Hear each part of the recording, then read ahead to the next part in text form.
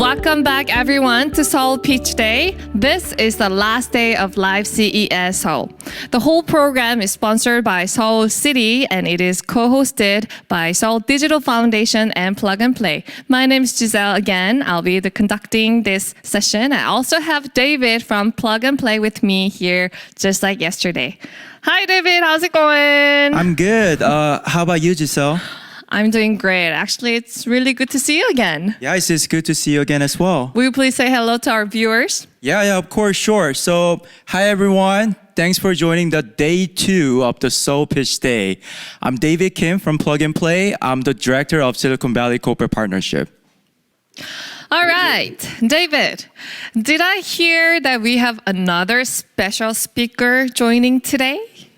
That's right, Giselle. Okay. So, we have invited Robert Gray of Alchera. So, Alchera is an artificial intelligence image recognition software company. That's right. Providing solution that work across like system, cloud, and hardware, and many more. And he'll be speaking on the topic of venture global market. Oh, sounds very interesting. Okay. Oh, yeah. Should we meet him now? Yes, please. All right. Hello, Robert. Are you on? Hey. How's it going? Hi, good afternoon, everyone. So glad to Doing have very you here. well, thank you. So glad to have you here today. All right. Will you please go ahead and start your presentation? Yes, absolutely. So firstly, I wanted to say, hello, everyone. Firstly, also thank you to the Seoul City government and to Plug and Play Tech Center and the team in Korea for inviting me to share the story, really, of Alchera. And we're still a young company, of course, but we've learned a lot in the past few years. And over the next few minutes, I will share my screen now and give a presentation, So the next several minutes, I hope to introduce myself, our company, and then expand upon the challenges and successes as well that we've had in going global. So as an introduction, I'm Robert Gray. I'm currently the head of international business development. I'm also a product owner of our visual anomaly detection technology for fire detection. I was born and raised in California, so the fire detection issue is very near and dear to me. I'm currently based in South Korea, and I've lived abroad from the States since 2011, first in Korea, and then China, Thailand, and a short time in Denmark, before coming back to Korea in 2017. I've worked in a mix of larger corporates and startups in the fields of biotech, pharma, ag tech, and now, of course, AI. My educational background consists of a marketing degree in undergrad, an MBA with an emphasis in global strategy from Korea University, and a SEMS Master's in International Management from Copenhagen Business School. To introduce Alchera, our company Alchera visual means dreamtime in the Australian Aboriginal mythos. And as such, Alchera aims to bring AI into reality or everyday use for government, corporates, and even society in general. Founded in 2016 by engineers from Samsung's Advanced Institute of Technology, or SITE, we specialize in the development and deployment of advanced machine vision technologies. Our founders were responsible for developing the facial recognition for the Galaxy S8, which was a major milestone in edge-based face recognition at that time. The Alchera genesis, however, came when the founders were asked to help develop 3D-based face recognition from 2D cameras to help launch the wildly popular application Snow Camera. Maybe some of you have used that application before. And at that time, only Facebook and Snapchat had similar technology. And providing that technology also came with seed investment from Naver, which is kind of Korea's Google. And then Alchera was officially in business. Since then, Alchera has expanded to primarily focus on large countrywide government projects that require advanced visual AI, such as at Incheon International Airport, or smart city projects such as in Seongnam City or Sejong City. And in addition, Alchera won a contract with the Ministry of Foreign Affairs to provide a passport renewal system to the Korean government. So now anyone in Korea who's renewing their passport or registering their passport for the first time will actually be using our face recognition technology as an authentication system. And partly the reason we won this contract was We've rated #1 in Korea on the NIST's facial recognition vendor test for the past few years. So we're by far the #1 Korean face recognition vendor in terms of accuracy, particularly in a wild environment or in a mugshot environment or in an aging interrogation environment. And we also are very competitive, sometimes outperforming major face recognition giants such as NEC, SenseTime, Megvii by a 2 times lower error rate. And then from that previous project, it's also expanded out into the banking and security sector to provide a countrywide authentication system.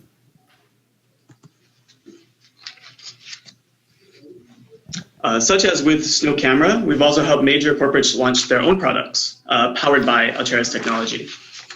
So for instance, last year, Shinhan Card launched their FacePay solution, and this is the first face-based payment system and only the 3rd such system in the world behind Alibaba and Amazon, the first such system in Korea. Alchera was the vendor of choice to provide the core technology to authenticate those transactions through face recognition.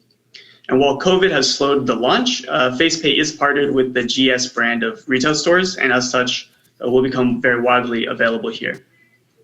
A few other popular services are powered by Alchera. Lastly, Alchera has started to develop our own full solutions and services, from a high-quality data collection and labeling platform to COVID-fighting access control systems. And this focus on our own solutions was partly spurred by our need and desire to go abroad, and some of the challenges we faced when first venturing out. The primary desire to go abroad was really due to the limited market size in Korea for our previous projects, and this was about around the end of 2018 when we started looking to really venture out. I mean, there are only so many government RFPs that come out each year, and only so many companies we can provide a single solution to before we've basically flooded the market. The face-based solution is a very good example of this. Once you provide it to one bank, you or their competitors may be barred from providing a similar service. I should mention that we do have a subsidiary in Vietnam, which was our first overseas venture, but it's primarily an R&D hub to help with our data collection and labeling efforts, which is the basis of any AI company, but as I've also mentioned, as a service that we do provide. However, we still conduct all of our business from our headquarters here in Korea, aside from now some ongoing projects abroad via local partners or business trips pre-COVID, right? Oh. And one of the biggest challenges to entering the overseas market is, of course, market fit. I think every startup faces this issue at some point, and even just in the domestic market. And once you figure it out locally in the domestic market, it may not always translate over. So trying to replicate our success in an entirely different cultural and regulatory environment with the same solutions and strategy just was not going to work. And issues of a lack of network, name recognition, and new competitors added to this difficulty. For Alchera, it was basically going from being a big fish in a small pond to like a tadpole in the ocean. The primary way we overcame these issues was through focusing on that market fit first. So there's some background needed here. Our approach was to do market exploration as cost effectively and efficiently as possible. Before COVID, of course, being on the ground was the best way. But that's usually a bit costly, right? And that's where Plug and Play Tech Center comes into the story. Now, I think Dave will enjoy this part. So based in Silicon Valley and boasting of early investments in Google, Dropbox, PayPal, and 5 new unicorns just this last year, 2020, Plug and Play has become an accelerator powerhouse along the likes of Y Combinator, Techstars, and 500 startups. But Plug and Play operates with a slightly different business model. Startups can join Plug and Play without sacrificing equity. Instead, corporate partners who pay into Plug and Play's open innovation platform ultimately decide which startups join, allowing startups access to big name corporates as potential customers and potentially for acquisition. Plug and Play will also then have an option of investing in those startups, but only if they come to like mutually agreed terms. And that said, Plug and Play regularly tops the list of most active early stage investors. And very fortunately, I've had the privilege of joining multiple batches at Plug and Play Tech Center around the world, and I've participated in many of their official and unofficial events. My first introduction to Plug and Play was through the international program held in Silicon Valley. And this is usually a combination of government-sponsored programs and a bit of a crash course, I would say, to the plug-and-play ecosystem over a couple of months. In my case, it was sponsored by the Korea government's Korea Innovation Center, KIC, their program in the Silicon Valley office. And while KIC organized their own accelerator program, we were essentially applying for a spot in Plug and Play's international program. And I would absolutely recommend taking advantage of all the programs that are available or subsidized through the Korean government. Of course, if you think there's a good match with your company or your product and service, I think that there's quite a lot of those offerings. And now I really want to share the story here, which I'll always remember and was the real launch point of what is now one of our primary solutions. If you visit Plug and Play's headquarters, you'll see a huge wall with all the companies, with all of the partner logos, partner companies' logos. I mentioned market fit as being the biggest challenge. And so I simply asked myself, while looking up at this huge wall of all these logos, which of our use cases from Korea would have the biggest impact on the companies on this wall? At that time, some of you may remember that the power company PG&E, Pacific Gas and Electric, was in the middle of a multi-billion-dollar lawsuit due to their power equipment failing and causing one of the deadliest wildfires on record. At the same time, we were supplying some camera-based fire detection technology to KEPCO, the Korea Power Corporation. So it was very early stage, and the use case was quite different. And frankly, Korea does not have a wildfire issue, so we hadn't yet really thought to apply it in this outdoor environment. Through Plug and Play, we were able to really rapidly iterate on that use case, pitch it to investors, check it with mentors, and then of course with the corporates themselves to gauge their interest and keep learning until we found what we believe now is a proper product market fit. Another success story, which Plug and Play was really vital to, was our introduction to the global construction conglomerate Kajima Corporation. In this instance, Plug and Play was not actually the mediator, even though Kajima is a corporate partner. In this instance, instead, we actually met them at an industry event, and Plug and Play allowed us to have a sense of localization, a physical space to meet in, as well as the name recognition that comes along with being a Plug and Play selected company. These were the crucial issues alongside the product market fit that we faced and that were kind of alleviated through the Plug and Play program. And through this interaction, we were able to develop a face recognition-based manpower management solution specifically for the construction industry, utilizing our edge-to-cloud face recognition capabilities, which is all tied into a web dashboard. And this became really our first SaaS product and is launched in Japan with Kajima Corporation as the primary customer at the moment. And we're now in the expansion phase. Working with Plug and Play has been really great help in not only connecting with customers that we have kind of pre-targeted, have set solutions for, but of course for just efficient market discovery.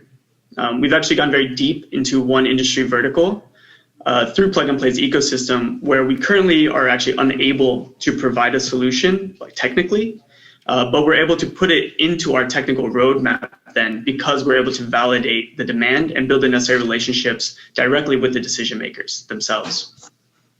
I think I could do an entire presentation on what I love about Plug and Play, but to keep it simple, I think it's really their business model and global reach, which I believe allows them to be so successful and useful to startups and definitely to Alchera. And to close out, I'd like to end on providing some maybe tips for working with Plug and Play, which have helped us get the most out of our time in the various programs. The first is to simply be ready to network with everyone in the ecosystem, from the corporate partners, the Plug and Play team themselves, the mentors, and other startups. I know this seems quite obvious, but I've actually seen many international companies specifically struggle with this. Some other great advice in this area I've gotten from Plug and Play Japan was to find a champion, likely one of the corporate innovation managers who will sort of be an advocate for your company internally and likely across with other companies in the ecosystem. The second is just to pitch.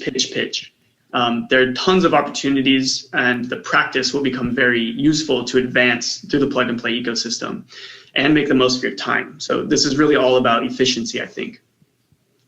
The next areas to focus on are events. I would say specifically the summits and the deal flows. So the summits are sort of a graduation ceremony, but you may actually be invited to pitch in a different batch than your own, which will act as sort of an application.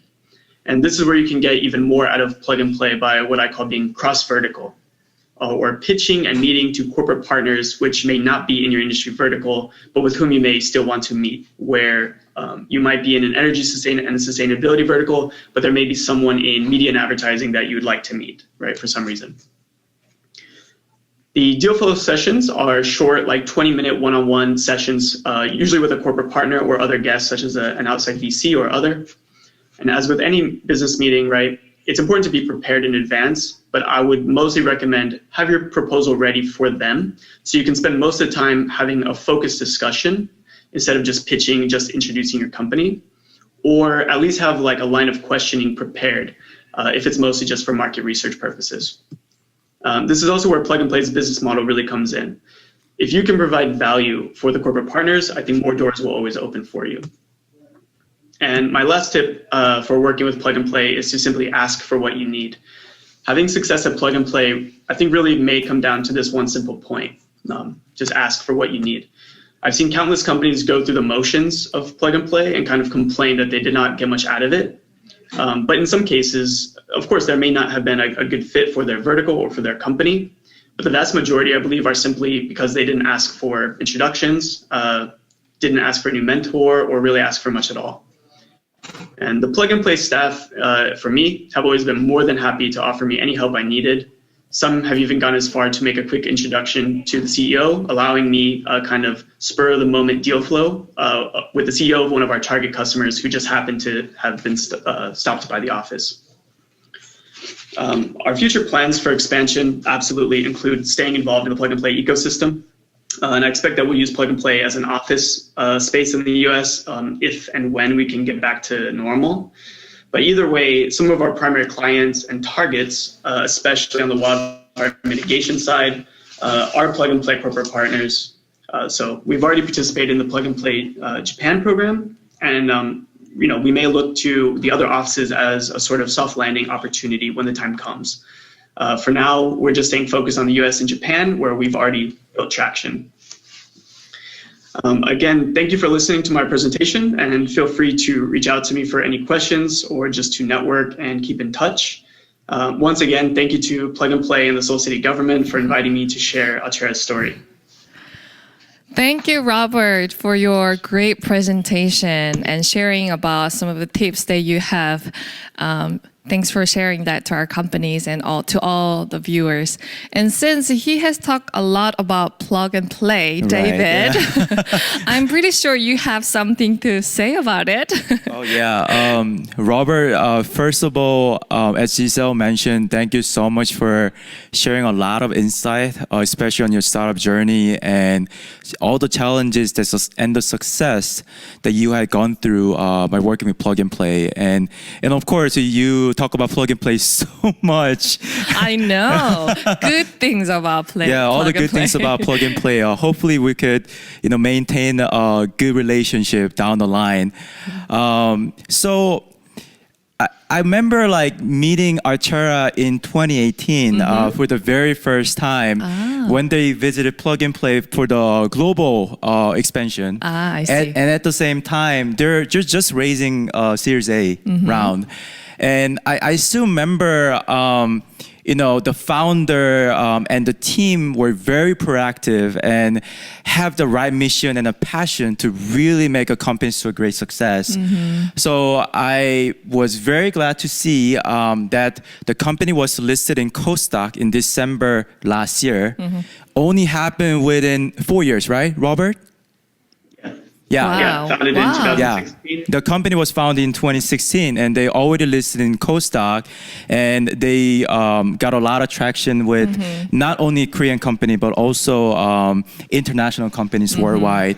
So I would love to continue supporting Robert and a team to make a successful business outside of Korea. And one last thing, as I'm pretty sure Robert told the audience like how to get into plug and play and how to best utilize our platform. I think we as a plug and play, we value startup the most. We wanted to make sure that we support and accelerate the startups that has a lot of potential. And we don't, even when we're running the accelerator, we don't take any equity from the startups. So truly, we wanted to see the company's growth. And hopefully, when we launch Plug and Play Korea office in 2021 in spring timeframe, we'll be able to see a lot more successful case studies like Alchera. Yeah. All right. Okay, David, thanks for having us. And good luck with your business from now on. We will let you go. Great. Thank you again so much. I appreciate it. Everyone enjoy CES and hope to see you in person next year. Thank you. Okay, so David, yesterday at Seoul Pitch Day 1, we heard from 7 innovative companies in Seoul, right? And we had a great chance to get connected online with representatives from global VC like PNP Silicon, PAP Japan, and Singapore. And we were able to hear their feedback, and they also gave some solutions on the products and services to our companies. And you also have shared about your thoughts about each company. And but in general, tell us how you enjoyed the session yesterday with me. Sure. So first of all, I was very impressed that in Korea, there are a lot of great companies with great ideas and technologies. And I was very surprised that many out of 7 companies that we had yesterday, they already has a very good connection and they already been co-working with major international companies out there. That is so true. And it was a great time for us to see how excellent Korean startups are. And I was also amazed at their innovative products and solutions as well. And I think that brings us even more excitement for today's pitch, doesn't it? Absolutely, yeah. Okay, so at today's pitch, we will hear from 6 other innovative companies based in Seoul. David, I think you will love today's session as well if you enjoyed it yesterday. Oh yeah, since yesterday I really enjoyed the session. I'm very excited to hear more of these companies down the line. By the way, do you know how these companies were selected to be in Seoul's exhibit at CES this year? Just a little bit. So I heard that Seoul Digital Foundation held the pitch competition called Stage Eureka, right? That's right. Last summer, and has chosen top 15 companies to be in the CES 2021. That is right. Actually, I was there conducting that event as well. So last July, 66 companies who passed preliminary application process competed in the Stage Eureka hosted by Seoul Digital Foundation in 3 different sections. So there were smart traffic, environment, smart safety, health, and smart economy and living. So the accelerators and investment companies work directly with those companies to work as judges to verify each company's technological process, overseas expansion potentials, and pitching ability as well. And a total of 15 companies selected as a finalist have accompanied Seoul City to CES 2021 this year. That's how it happened. I see. Okay. So, well, Giselle, I guess it's not that easy to be here at all today then, right? That is right. It was a long journey, of course. Remember, I told you they are the innovative companies. It's always hard to be called innovative. So, Digital Seoul Foundation is actively supporting Seoul-based startups to expand the global market through CES again this year. They're really working hard. And this program is available online and being watched by all the viewers around the world. I think it would be a great opportunity for these companies to make themselves known and shown to the world. Oh, yeah, absolutely. So as CES is an international stage that attracts the attention of companies, media, and investors from around the world, I hope that our companies will be able to do really well today and establish a foothold for the overseas market entry. That's right. Thanks, David. Well, now then, should we meet our guests first before hearing from the companies? Yeah, so to following yesterday's session, the representative from Plug and Play APAC office, Japan office, and Silicon Valley office are joining us again. Wow, good to see them again. All right, let's meet them now. Hello, everyone. Hi, everyone. Hi, good morning. Good to meet you again. Good morning. Good morning. Good to see you guys again. So, will you please say hi to your viewer? Maybe Nabarun, you can go ahead and start. Absolutely. Hi, everyone, and thank you so much for having us here. Really glad to be part of day 2, and it was an excellent experience on day 1, and looking forward to more exciting startups for day 2. And again, any help that is required for APAC region for the startups, we'd be exploring to look forward to collaborating with any of these startups. Thank you so much. All right. Thank you, Navarun. What about you, Addison? Hi, David. Hi, Giselle. Thanks for having me back again today. As Navarun said, great experience yesterday. I'm happy to be joining this event from the Silicon Valley office and looking forward to some more great pitches today. Thank you so much, Addison. And last, Shunpei. Hi, David. Hi, Giselle. Thank you very much for having me. Again, my name is Shunpei, and I'm a Ventures Associate for Plug and Play Japan's Mobility and Smart Cities program. It's really great to be here, and I look forward to meeting another group of amazing startups today. Wow, good to see everybody again. David, sounds like they really enjoy being with us. Oh, yeah, absolutely. All right. Okay, so we will hear from you people in a minute after the presentation by our companies. We'll see you.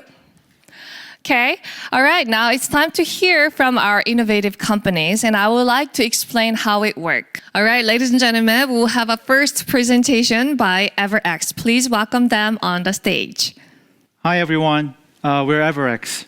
We're an exercise-based musculoskeletal rehabilitation solution startup.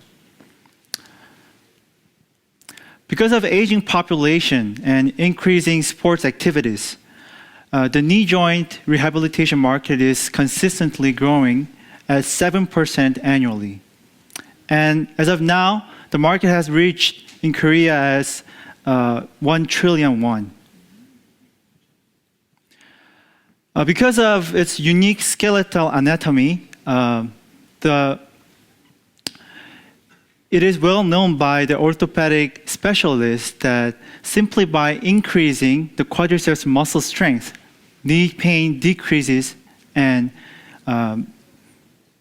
knee function increase in patients with osteoarthritis or post-operative patients with knee surgery. But we still experience low compliance among the patients when given exercise-based rehabilitation treatment.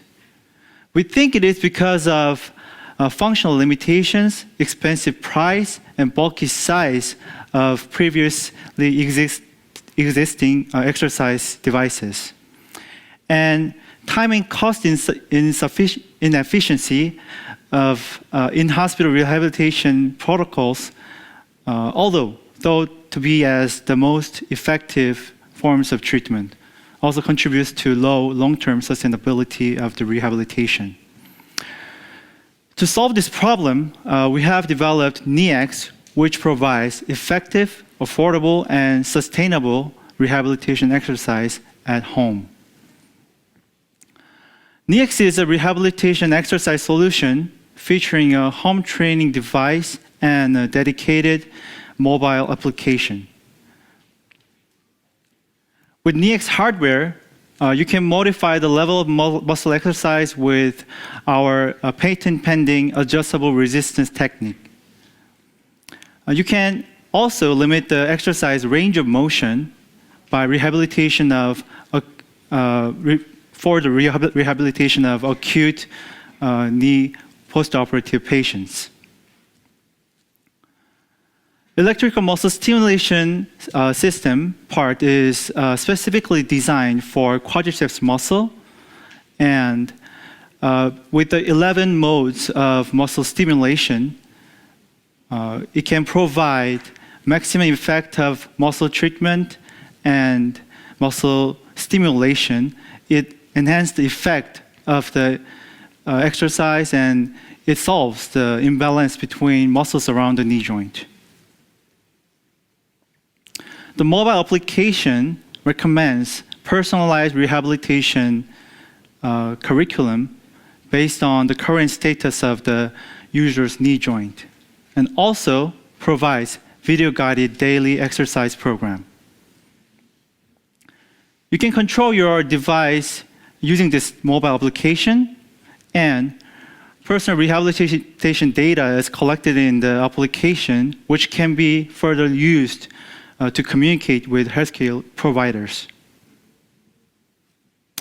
Our core target customers are female patients in their 40s and 60s who have symptoms because of early to mid-stage osteoarthritis, and patients who had post-operative patients who had surgery. The price of our device is under $300 US. This reflects the willingness to pay for our core customer group based on research and surveys. Our current revenue model is based on hardware sales, but we are planning to become a global digital therapeutics player in the near future by upgrading our software and further development of the personalized exercise recommendation program using the data collected from our device. First, we will solidify our position as a musculoskeletal rehabilitation solution provider using our device and application. And next, our next stage will be focused on becoming a leader company in the digital therapeutics musculoskeletal rehabilitation market. Our strength is based on comes from our core members. As an orthopedic specialist, I can easily introduce our solution to patients in need. We have strategy, finance, and marketing specialists from Boston Consulting Group as our core members, and software developer, a designer, and exercise trainer, a hardware advisor, all of whom are experts in their respective fields. Our vision is to become a global #1 digital healthcare provider in musculoskeletal rehabilitation. Thank you for your attention. All right. Thank you so much for your presentation, Mr. Yoon. I think one of the strongest strengths of Everex is that they have a very strong team members with a number of orthopedic specialists. So they're able to easily pinpoint patients' needs and introduce the right solutions to their patients. I personally think that getting the solely clinical data will be the key to their success. So if they're able to, I'll say, form a partnership with the multiple major medical companies with the list of solid data, they will bring a lot of synergies. Mm-hmm. So that's it from my side. And we have a number of advisors out there. What do you guys think? Do you guys have anything to add?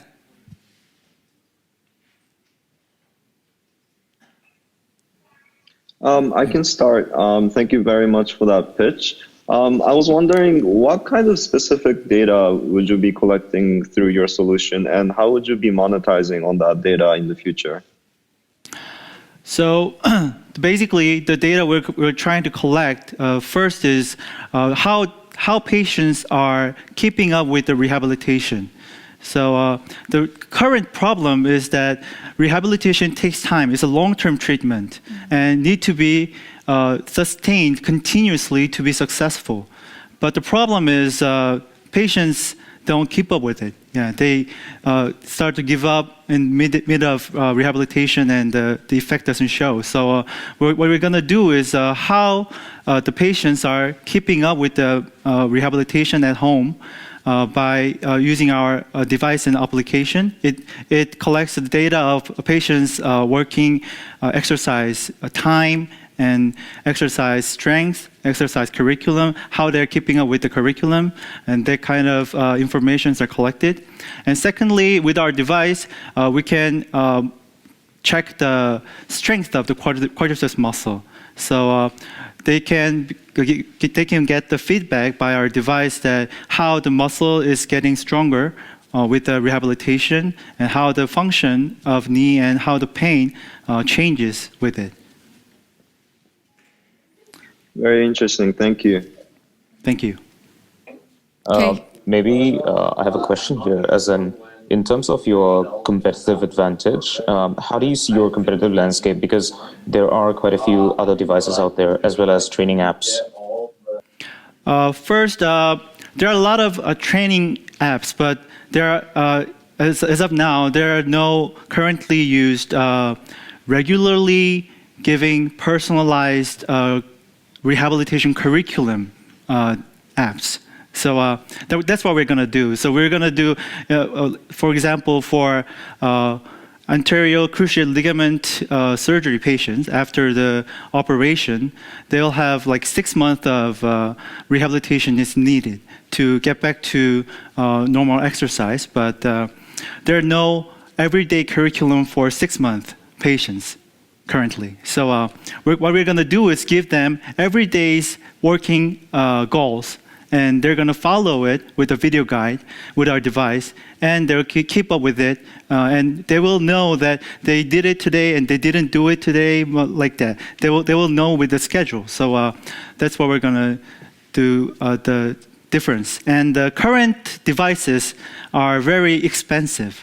And current rehabilitation devices are very expensive and very bulky that they need to stay in hospital. But our device is for home training, so it's more sustainable, it's more easy and affordable. Thank you. Thank you, Shunpei and Leveron, for your questions and comments.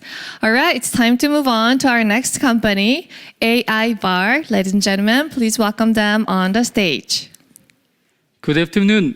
My feet is the simplest way to find your feet. And I am Bomin Kim, the CEO of AIBAR.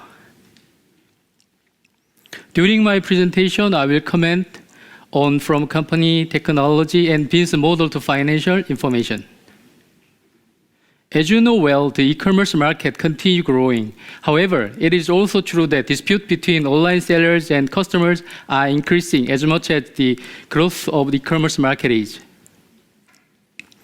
In case of returning rates, at the offline store, more or less 3%, but at the online store, reached 20%, and at the home shopping case, dramatically increased up to 30% in a domestic standard. Why return occurs? There can be several reasons. However, 60% of it is owing to the unfitted sizes, and this return leads to approximately $7.5 loss per case in a domestic standard, which include shipping, repackaging, and customer service charges. As a result, this situation is not good for both consumers and sellers. So, AIBAR developed MyFit for the benefit of consumers, sellers, and even society. Consumers can obtain their body measurement based on at most 50 body sizes extracted within 10 seconds, only by taking photos of the front and side of their body with the accuracy of less than 3% of error rate. For a seller perspective, conversion rate on the e-commerce will go up because customers are more willing to place orders of clothing, not worrying about unfitted size, consequently returning rate going down. Socially, it is a very necessary service that could reduce environmental pollution and empower e-commerce in the era of COVID-19. Let me introduce MyFit service. MyFit not only is for the size measurement solution with the extraction of customers' 5 to 50 body points, but also suggests a recommended size of the outfit. In addition, it is possible for customers to enjoy a virtual fitting in advance by trying clothing on a 2D, even 3D avatars that has the same proportion as their body. You can understand more easily if you see how it works. So I will show you the brief video clip. As I explained earlier, users need only to follow front and side, and within 10 seconds, they can create 3D avatar like this.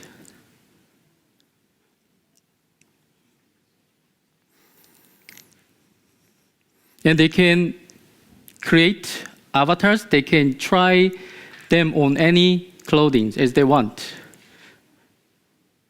At this moment, 3D mode are supporting. 온라인 의류 사업을 해온 김보미 대표는 사이즈가 안 맞다고 반품을 요구하는 고객과의 분쟁이 항상 골칫거리였습니다. 그러던 중 올해 2월 해결책을 찾아 새 사업을 시작했습니다.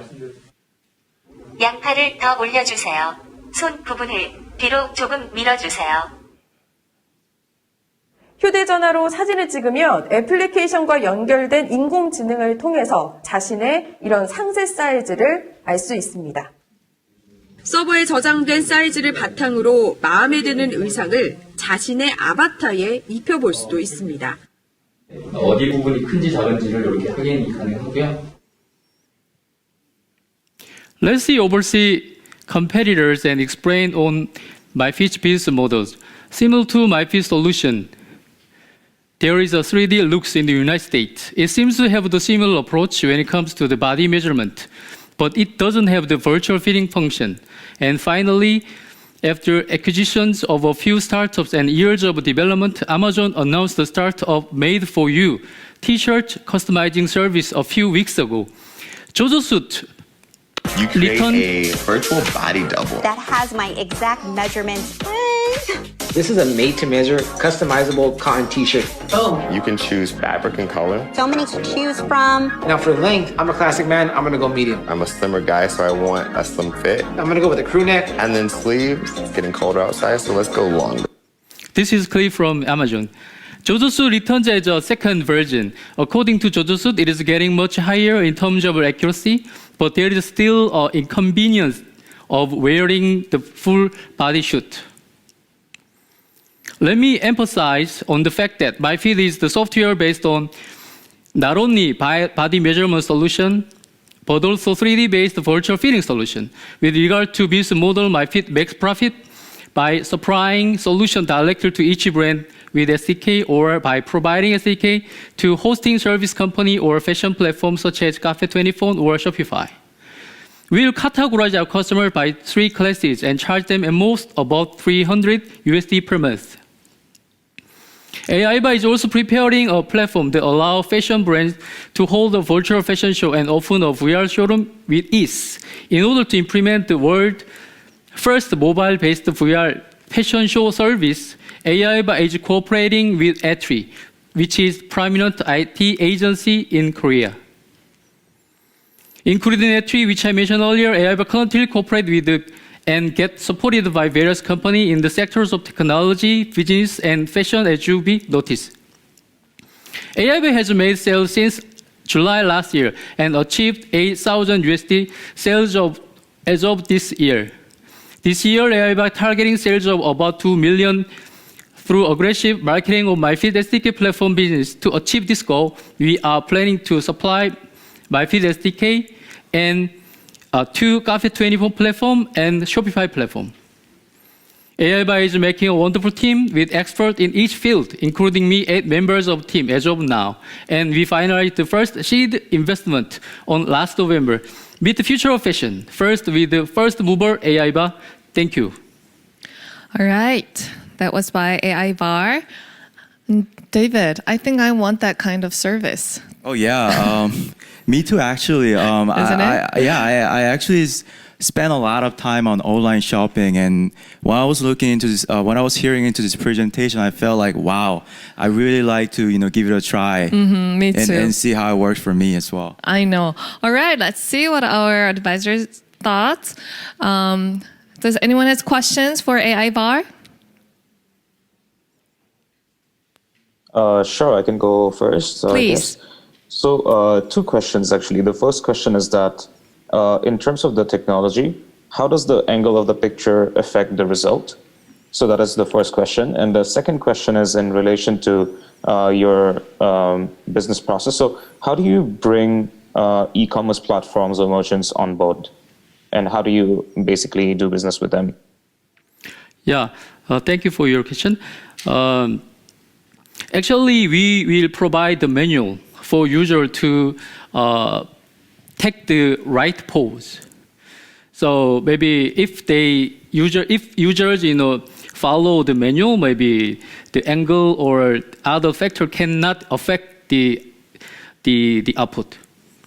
And as I mentioned earlier, so we are cooperating with the big names such as Shopify and Cafe24. So we are closely cooperating with them. Okay, anyone Maybe else? a follow-up question to Navarun's question is that I totally understand why a consumer would want to use your product. It would be so much easier and exciting. But help me understand, why do the e-commerce stores pay for it? Does it make them get more customers? Is it help them prevent returns? What's in it for the e-commerce player? Yeah, maybe let me give some very important KPI for e-commerce that are looking at they want to reduce the returning rate and they want to enhance the conversion rate. So maybe if they use our solution, maybe they can get both. Does it make sense? Thank you. All right. Definitely. Anyone else has questions or comments? Any advisors? Yeah, I think I saw during your presentation that some companies have already implemented your solution. So I was wondering, do you have any data that actually shows that return rates has gone down for those companies? Yeah, during development of 3D avatars in Korea, so we gather a lot of data. So based on that, we could, complete the 3D avatars. Let me finally, I want to emphasize on the fact that maybe MyFit solution is not just the body measurement solution. So if you see the virtual fitting function, as I show you, maybe not only the e-commerce player, but also the consumers will like it. I guess my question was, has return rate gone down for the companies that implemented your solution? Because that's one of the major benefits you're providing to your customers, right? Yes. Were you asking again? Yeah. Yeah, actually, as I mentioned earlier, maybe I hope, I want the e-commerce market to get the benefit, of the reduction of, returning rate.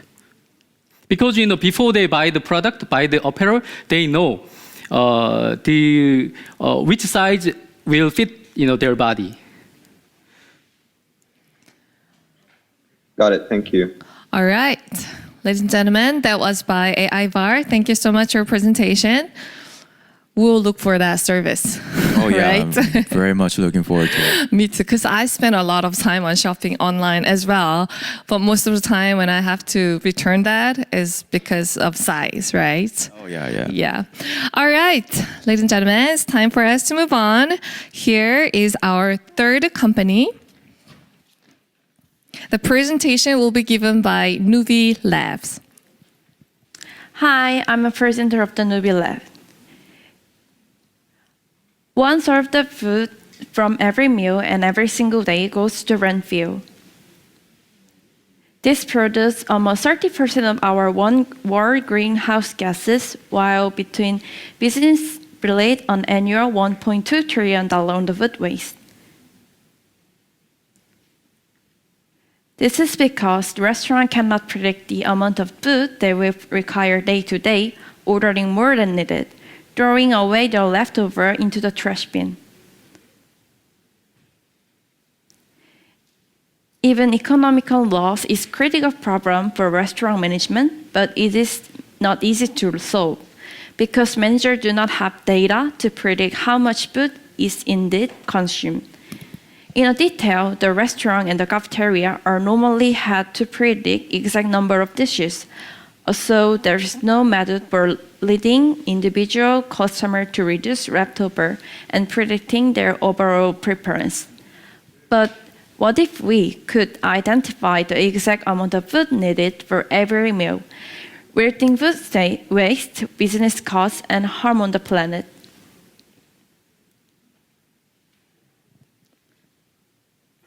Our solution came from the idea of predicting every data in restaurant. Utilizing the data helps predict the actual intake, analyze the rate of the intake and leftover, and know the customer preference. With this innovation, we've got the unlimited potential for your business. Introducing NUBI Scan. NUBI Scan is an AI food scanning technology that provides crucial insight on the food consumption and leftover. In less than half a second, our AI camera identifies the food and the amount of each food on the single meal plate and how much of each food is thrown away into a trash bin. Using this data, the scanner analyzes and predicts how much each meal will be consumed. This allows cafeteria and restaurant to plan every meal according to the customer preference and prepare the exact amount of ingredients needed.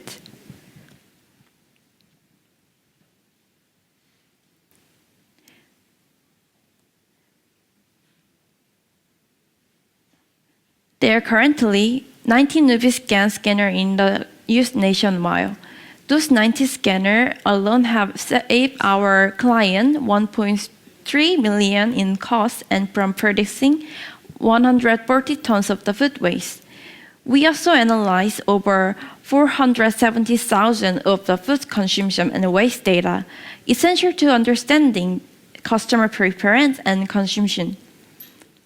NUBI Scan is also earning recognition globally. In 2019, we partnered with Amazon and the WFP on the food waste reduction project, and the WFP got the Nobel Prize last year. In 2020, we were named on the top 5 startup in the AI Grand Challenge and recognized as a potential unicorn by CES. Also, we selected as a CES 2021 Innovation Award honored in 2 categories.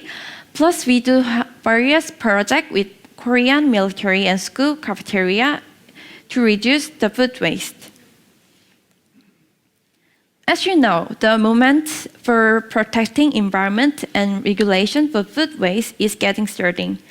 And I think that this movement extends our market possibility once more.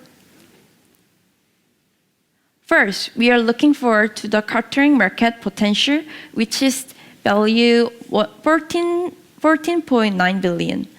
By 2021, we envision ourselves expanding into 20% of the domestic market, installing our scanner in school, hospital, and company cafeteria.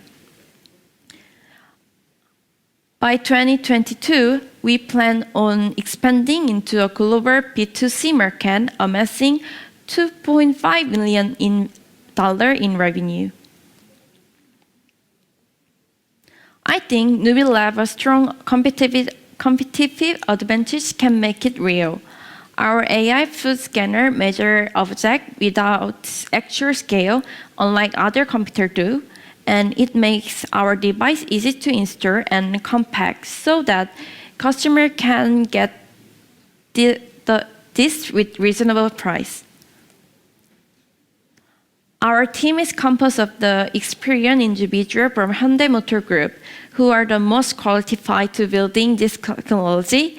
The AI technology using autonomous driving is 90% similar to the main technology using the NUBI Scan.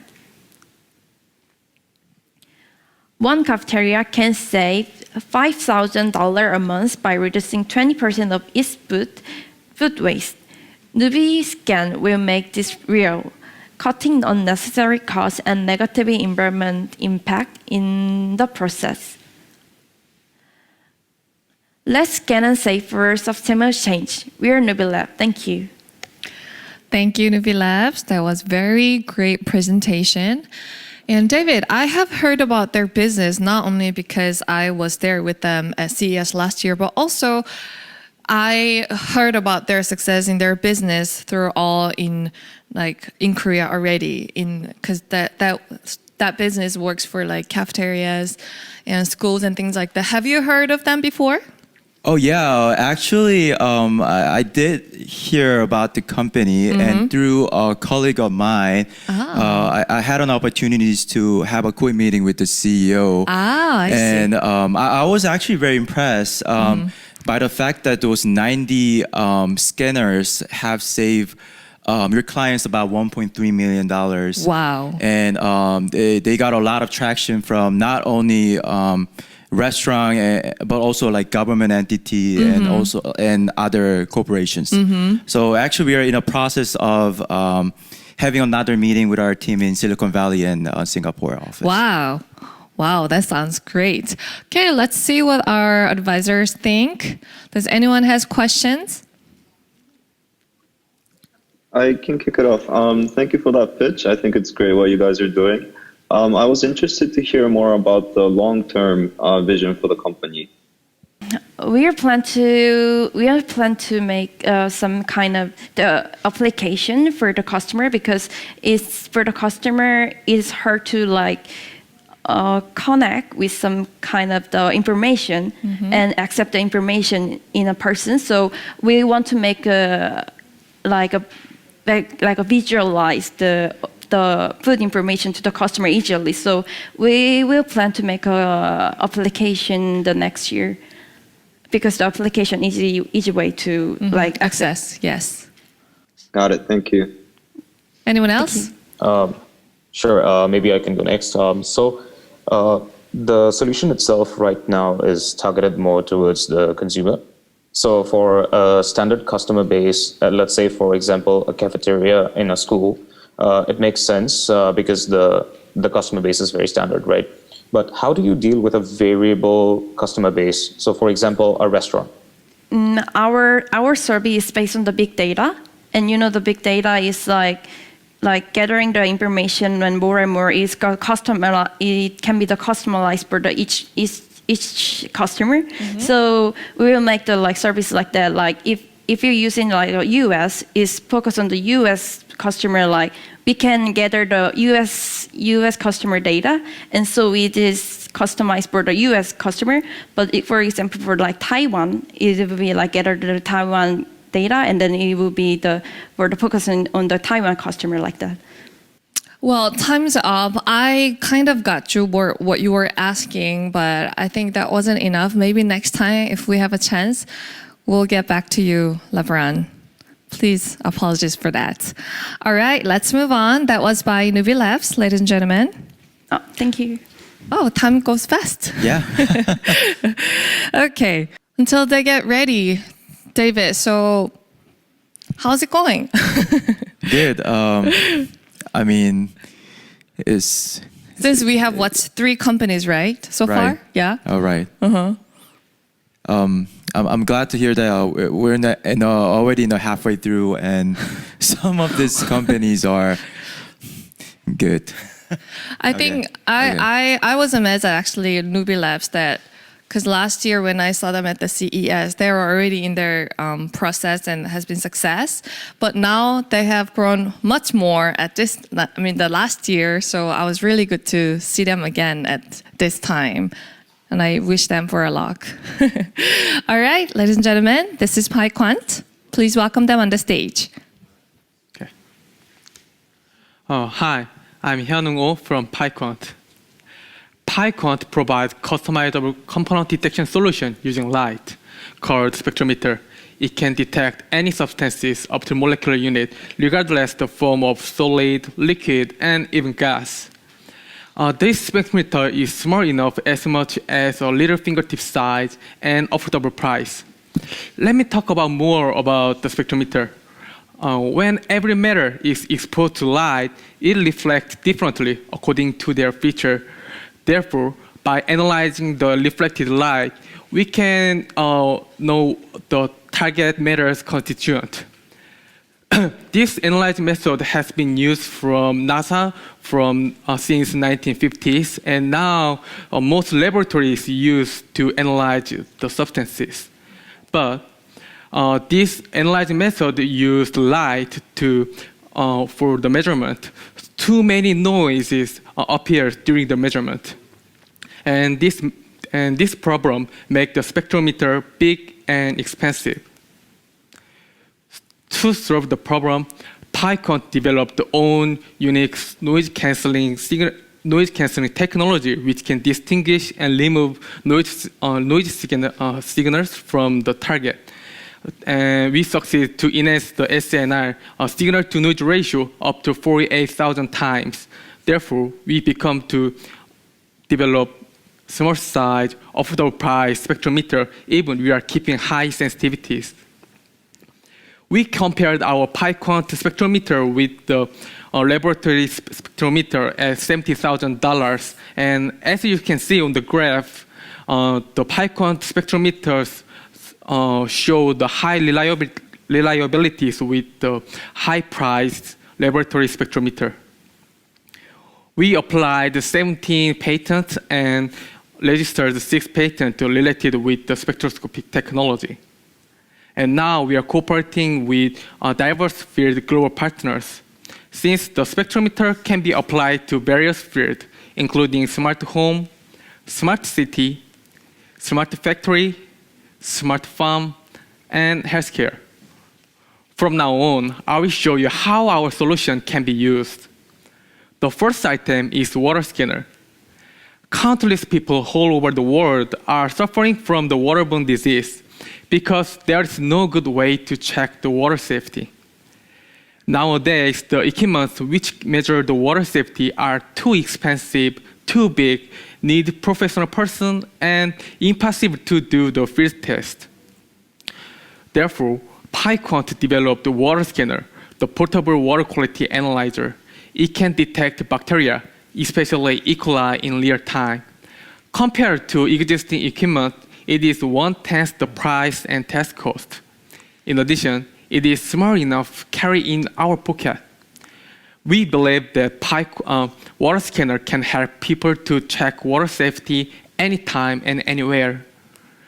The water scanner got the certification from the KAIST for the performance, and in recognition of the world's best technology, Pycont was selected as the fourth Grand Challenge Exploration Partner of the Bill and Melinda Gates Foundation in Korea, and now we work with various public institutions and companies. Our technology is well introduced on UNICEF and Bill and Melinda Gates Foundation webpage. The second item is skin scanner. The trend keyword of the beauty market these days is customizing. So many portable skin analyzing equipments are coming out, and cosmetic ingredients analysis platform has growing significantly.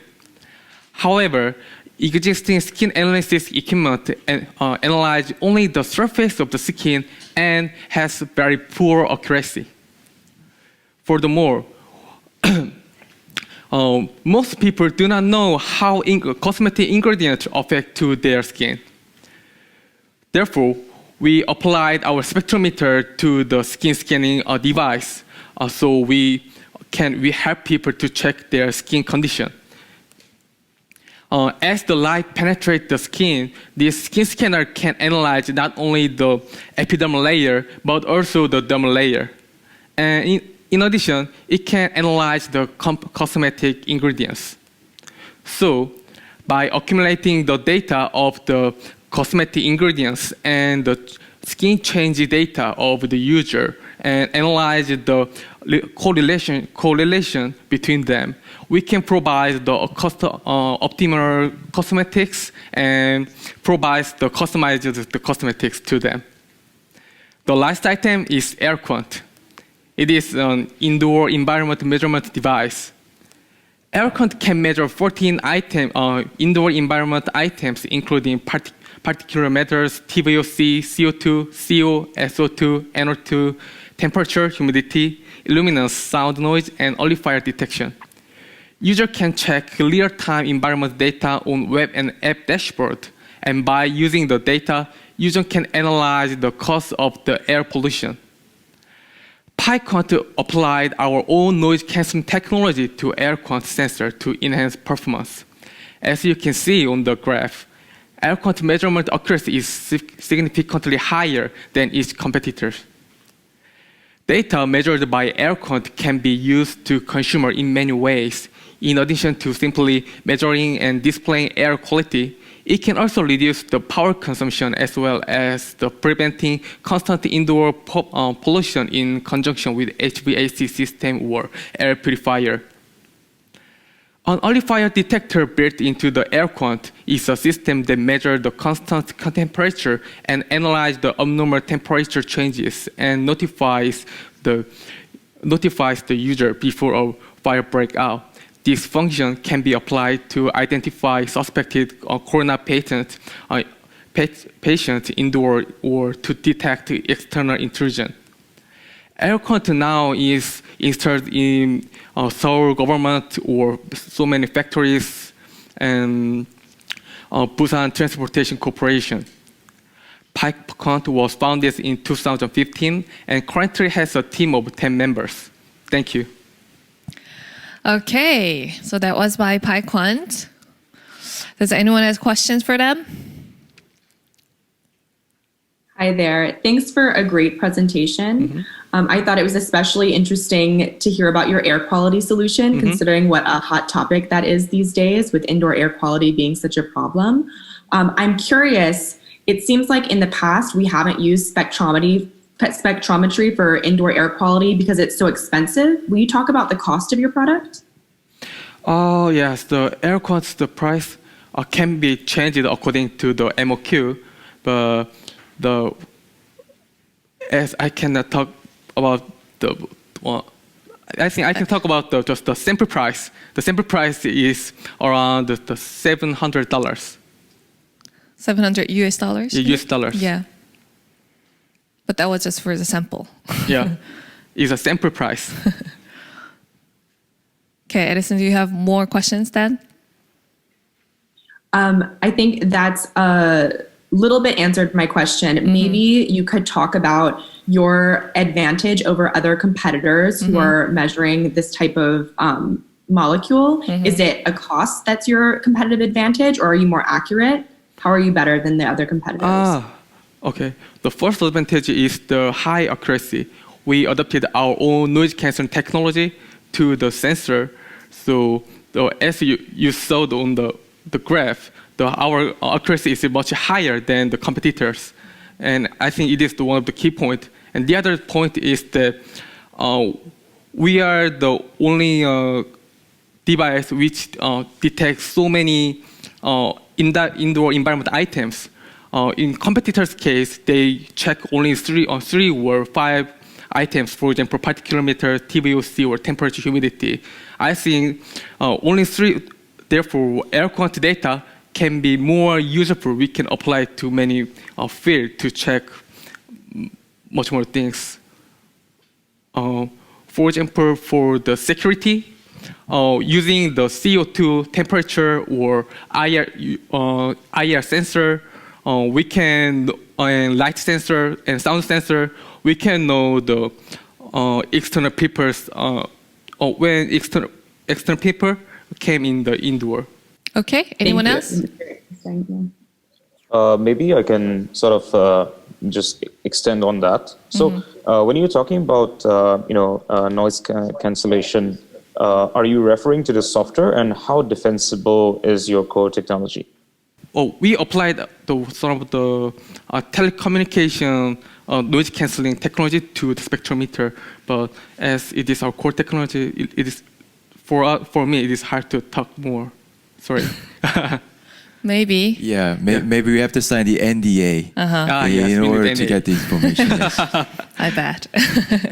All right, we'll let you go. Thank you so much. Okay, ladies and gentlemen, wow, time flies out. It's time for us to see the next company and their presentation. Okay, our next company is called Real Design. and Dell will give us a presentation. And following that, we'll also have a Q&A session. Real Design Tech is a startup established in 2018, headed by CEO John Lee. It is specialized in developing indoor cycling technology. In a short span of time, Real Design Tech has made a quite remarkable progress in inventing quite a few innovative technologies. All right.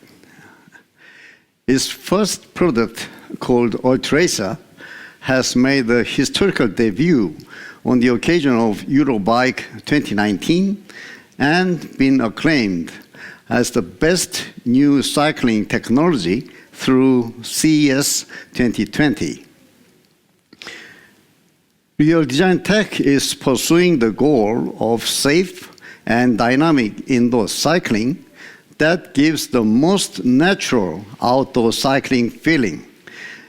Under the COVID-19 situation, Real Design Tech is trying to find ways to make the home the most charming place for exercise. Basically, Real Design Tech product is for the healthcare. At the same time, however, Real Design Tech never fails to focus on the entertainment aspect. Its virtual cycling platform enables its users to enjoy various VR entertainment. In the long run, Real Design Tech aims to change indoor cycling into a new type of sports for groups of people as well as individuals. Real Design Tech believes its product is the ultimate game changer for indoor cycling, which promises endless possibilities to improve health and joy for all.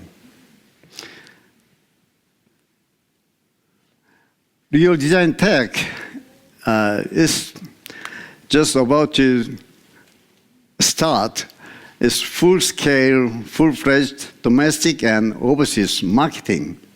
In view of various challenges that many startups face, Real Design Tech is open to any various form of collaboration with future business partners. Thank you. Okay. All right. Now we will have a time for Q&A. Anyone, please? Thank you for the presentation. One question, would you imagine putting these machines inside people's homes or within gyms? Anywhere. It's indoor, you can bring it home, or you can bring it to any gyms or your office, wherever you like. Got it, thank you. Welcome. Maybe as a follow-up question, what is the advantage of your product over maybe a stationary bike we see in gyms today? The stationary one you can, what you call the cycling machines, you can easily find at your gym. It's just fixed one. All you can do is simply pedaling only. But this one is actually riding your bike on our product Alchera. So you have pedaling and steering and balancing. Also, your body weight fully loaded on. So actually, almost all the outdoor cycling activities or movement, you can fully experience on it. So it's most of the fixed cycling devices. That's quite expensive, and it's getting quite boring because your motion itself is quite simple. And you cannot change your directions. But this one, connected to our virtual cycling platform, you can ride any beautiful course in the world, like any beautiful beaches in the France. You can choose your own way. If you go to right, okay, you turn right or left. On the virtual cycling platform, your bicycle is acting like the joystick, moving in all directions. So it's quite different concept compared to the fixed cycling devices, and also compared to traditional bike rollers, it's also quite different. I wonder if you have any experience of riding on the bike roller. Traditional bike roller, which has more than 100-year history, is made of 3 rollers. You put your rear wheel or bike on 2 wheels, and another wheel is required for your front one. Our product has only 2 rollers. Your bike on a tracer, which has a vertical support in the middle, we nicknamed it iron arm, hold your bike in an upright position. So you don't have that worries of falling or injury. You can easily meet on the traditional bike rollers. On top of that, this iron arm synchronized with, your bike on 2 rollers synchronized with iron arm, which allows X-axis movement, create smooth steering action. Uniquely, Alchera, you can have seamless side-to-side movement as well as forward momentum. On the fixed one, you cannot never feel the forward momentum, but this is all possible on our product Alchera. So that's why when we went to CES last year, it has won the best new cycling technology by all cycling specialists. And Okay. yeah. Thank you. All right, Lavaran, I think I can give you just a little bit more time if you have any question. Sure. Actually, on the same note, right? Very curious to understand if I choose a different route, and then basically if it's a hilly area, can I actually feel that while I'm cycling? Is that provided as a feedback? We have a plan to develop it into 45D things. Then, we can add up. You can have wind coming from front or from the tails or whatever. Okay. All right. So that was it for Q&A session. Thank you so much. Okay. David, do you like to exercise? Oh yeah, I mean, I think it's an amazing company, and I actually watched a few of indoor cycling company on YouTube, and the one thing that I like about company is that they have a very special like movement system. I'm pretty sure that's a key differentiation of this company, and if I get a chance, I would love to see the pricing. Me too. And pricing and get into a business model. It's just a very interesting technologies. Yeah, because I didn't like cycling for exercise at the gym because it gets so bored. But you know, like he said, if we have like wind or any other like attractions, I would love to try that out. And I think the cost is important too, right? Yeah. If it's too expensive, hard. But if it's costable, then I think it'll be fine. Oh yeah. And also I'd like to know more about like, because it seems like they're also showcasing like some virtual experiences. That's right. So if they're able to provide like the multiple virtual experiences that like could cover off a high cost, I think anybody would be willing to try it out. That is right. We'll look for that. Okay. Or when you buy, will you let me know? Oh yeah, of course, absolutely. All right. Okay, ladies and gentlemen, let's move on. We will have next company will give us a presentation. And the company's name is Wayne Hills Ventures. Is that correct? Yeah, that's correct. All right. Ladies and gentlemen, please welcome them on the stage. Hi, I'm Brian Han, R&D team for Wayne Hills Ventures. We develop software that uses AI to take text-based contents and turn it into video format. That's more digestible for many of today's busy people.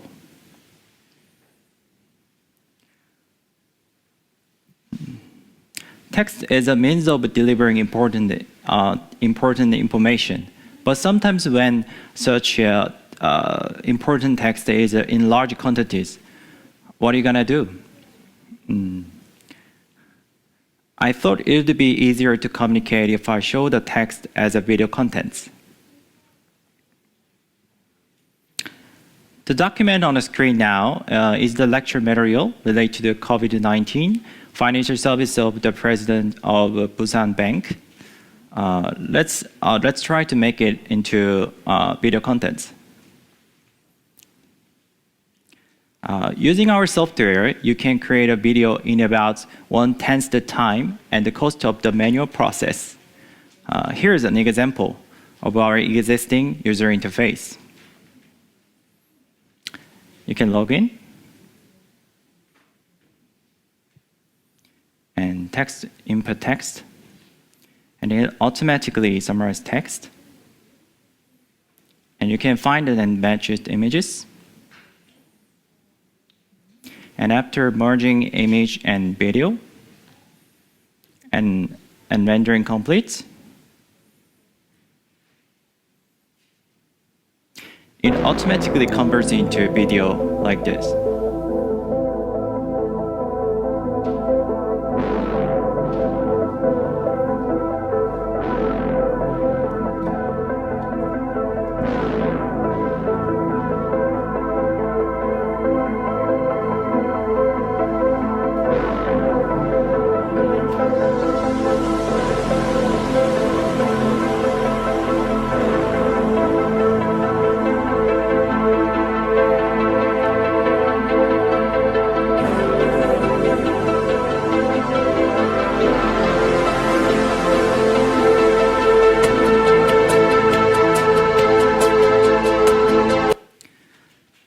We are currently working on improving and modernizing the interface to make it even easier for users. Our software combines all of the contents into a video. Then the video retains the original point of the document, but provides visual cues that help many digest and retain the information. In our service, artificial intelligence creates a very easy to understand video content with text documents because artificial intelligence makes it, not human. Our service can provide a video without technician, data, time, and effort. In other words, our AI saves up to 90% of the cost. To ensure the quality of our produced contents matches your exact needs, creators can take the video that our AI produces and edit and customize for the final production result. Most of the companies do not create a video for the vast majority of their products. It costs too much money and takes too much time to manually process the information into easy-to-digest sentences.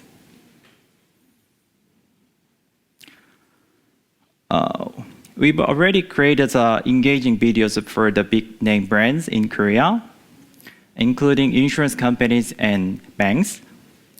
To see some of the videos that we've created, you can visit our YouTube channel. This is a group of our customers who have used our service so far and their use cases. Our customers are mainly Korean global groups, including Samsung. It was thanks to innovative cost savings that a small startup like us was able to attract global companies as customers. In total, we have 176 customers and partners and have raised $2 million in investment. We are using that investment for R&D and marketing. We are a creative team led by Soo-min Lee, with 10 years of experience in new media content creation and software development. We have 4 teams comprised of AI engineers, operator, sales, and R&D specialists, ready to scale for the next level. It was a great honor for me to speak to you today here. And if you send us the document that you want a video, and we very welcome to respond you back with our video contents. Thank you. Thank you so much. I think that was a great presentation and I'm very interested in their service as well. Oh, yeah. Yeah. Okay, anyone like to make comments or questions, please? Thank you for that great presentation. One question. Are you guys able to provide this solution in a different language as well? Yeah, we got different languages, which is based on like Korean, English, and Vietnamese, and for the other languages like Russian, and we're gonna develop more the languages into our contents. Was there a reason you guys chose to go with those languages to start with? Korean and English. Mm-hmm. Was there a reason why you guys chose those two specifically? It's because I cannot specifically tell what is the main points of we start into different languages, but this is mainly like useful for many of users. So that's why we started with two different languages. Mm-hmm. Makes sense. Thank you. Thank you. A question from my side is, it seems like you already have a few customers. Help me understand what type of company needs this service. What type of customers have you found? Any specific markets or fields? Yeah. So, for example, if you have the insurance company, then you have a big data kind of like HR documents or some kinds of corporate documents, kind of that. And then if you want to change the contents text to like video contents for like promotion or advertisement, and it would be very, very helpful from our service. Did I answer right? Yes. I think I'm a little bit curious, before they use your product, did your customers do videos on their own and they're using this to make it faster and easier, or did they not do videos at all and now they have access? It's a simple question, but it's a very good question. I guess most of the companies want to promote their products in a short time and for the cost savings. So that's the main reason to be used from. Is gonna that's why they use our products. So I thought so. Yeah. Thank you. No, So if you give me more, it's like the other questions through email, then I will give you the good answer for you. All right. Thank you, Edison. That was it. Thank you so much. Thank you very much. Okay, so my quick thoughts about their business was that, or to answer to the Edison's questions, what if mothers wants to make their own stories to their kids if they use this kind of services? They can make their own nightbed stories, isn't it? What do you think? Yeah, I personally think that one of their competitive advantages is that they're able to create contents faster and economically. So although I personally think that when a lot of businesses, when they're try to make their own contents, it usually takes a lot of time, and so it's very time consuming and it's very costly. And I think Wellness Venture is doing a great job in terms of creating contents in such a short period of time. Yep. And actually, out of all the 7 startups, I was actually very amazed to see how much traction they have received. I don't know if you pay attention to the presentation, but they have 137 clients, and majority of them are in banking and insurance industry. And these are the most, I would say, conservative company, and the fact that they would love to use their services also proved that they had a great market validation, and I personally think they have a really good potential to growth. And although they're doing a B2B business at this moment, but in the long run, as you mentioned, they could also tap into the B2C market. That's what I was going to say. If they can make that business to B2C, then anybody or mothers, they would love to, I think, make their own story telling to their kids. Right. That's what I thought. All right, thanks for your comments and thank you.